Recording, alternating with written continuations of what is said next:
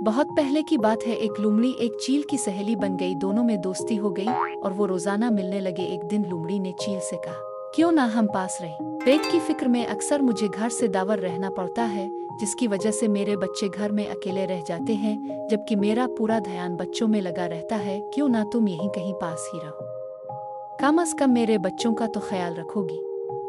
चील ने लोमड़ी की बात मान ली और आखिरकार कोशिश करके रहने के लिए एक पुराना पेड़ तलाश कर लिया, जिसका तना अंदर से खोखला था, इसमें सुराख था। दोनों को ये जगह पसंद आई। लोमड़ी अपने बच्चों के साथ सुराख में रहने लगी और चील ने पेड़ पर अपना बसेरा किया। कुछ अर्सा बाद लोमड़ी की गैर मौजूदगी में चील जब अपने घोंसले में बच्चों के साथ भूखी बैठी थी, उसने अपना और अपने बच्चों का पेट भरने के लिए लोमड़ी का एक बच्चा अलिफाटे आलिफ और घोंसले में जाकर खुद भी खाने लगी और बच्चों को भी खिलाया। जब लोमड़ी वापस आई तो एक बच्चा गायब पाया। उसने बच्चे को आदेर अलिफादेर बहुत तलाश किया, मगर वो ना मिला। आंखों से आंसू बहाने लगी। चील भी दिखावे का अफसोस करती रही।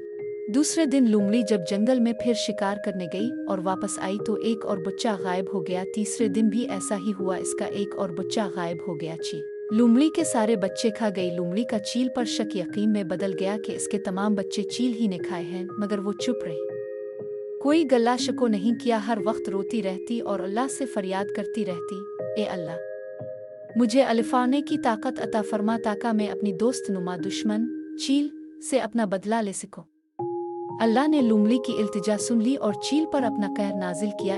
एक रोज भूख के हाथों तंग आकर चील ग़िज़ा की तलाश में जंगल में अलिफा रही थी कि एक जगह धुआं अलिफाटेता देखकर जल्दी से इसकी तरफ लपकी। देखा कुछ शिकारी आग जलाकर अपना शिकार भूनने में मसरूफ है।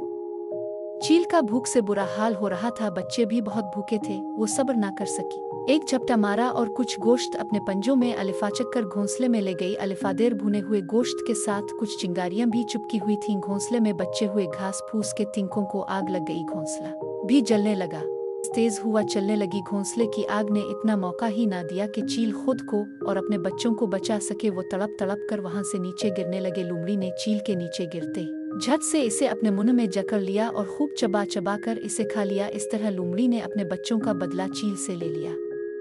हासिल कलाम, जो दूसरों के लिए गड़ा खोदता है खुद भी उसी में जा गिरता है। मतलब दूसरों को अगर कोई नुकसान पहुंचाए या मार दे तो एक दिन ऐसा जरूर आएगा कि इसे भी कोई नुकसान पहुंचाएगा या मार देगा। इसीलिए अक्लमंदों ने कहा है कि किसी के साथ बुरा करने से पहले सोच लें कि कहीं बाद में खुद को पछताना ना पड़े। आखिर में तमाम देखने वालों से गुजारिश है कि हमारे चैनल को फॉलो कर दें ताकि हमारी हर रोज नई आने वाली वीडियोस आपको वक्त पर मिलती रहें और आप लुत्फ अंदोज होते रहें।